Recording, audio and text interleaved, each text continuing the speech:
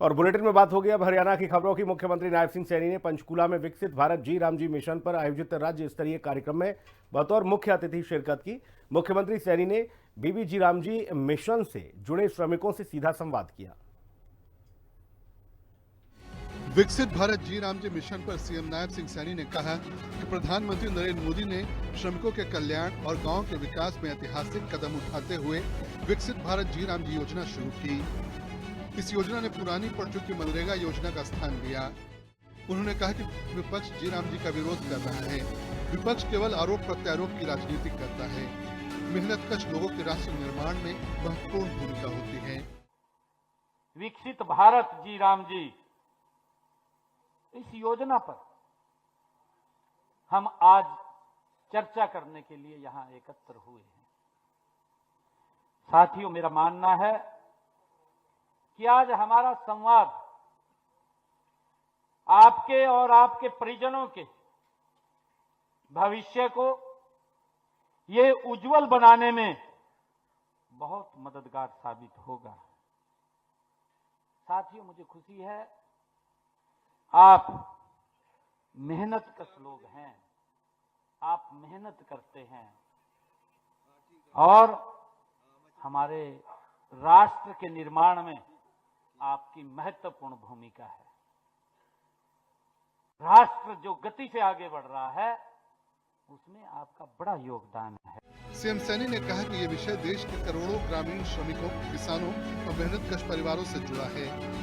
साल 2014 से लेकर अब तक सरकार ने ग्रामीण इलाकों में गरीबी को खत्म करने का काम किया। आदरणीय नरेंद्र मोदी जी ने विकसित भारत जी राम जी योजना ये लेकर के आदरणीय नरेंद्र मोदी जी आए हैं ताकि इसके माध्यम से आपके जीवन को, आपका जीवन स्तर और ऊंचा उठ सके। ये आदरणीय प्रधानमंत्री नरेंद्र मोदी जी की सोच है, जिससे इस भारत की नींव और मजबूत हो सके।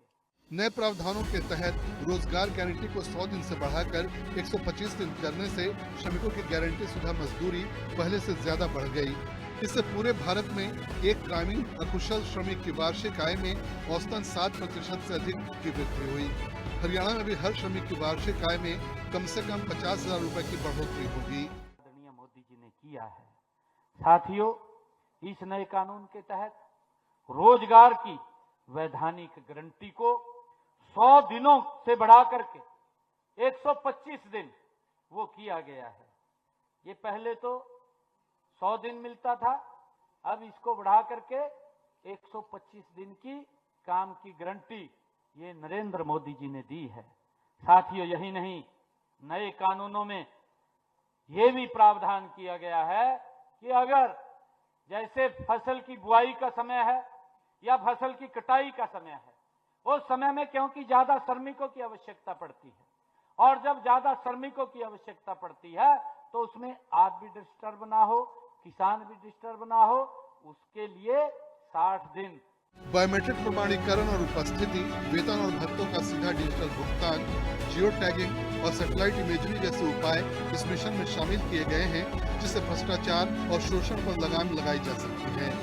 प्रधानमंत्री की कोशिश है कि सबसे पहले गांव को विकसित किया जाए।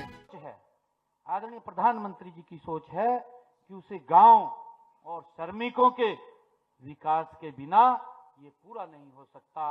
ये प्रधानमंत्री जी की सोच है कि अगर विकसित भारत का सपना हमने लिया है, संकल्प लिया है, तो ये संकल्प हमारे श्रमिकों, गांव और श्रमिकों के उस परिश्रम से ये पूरा होगा।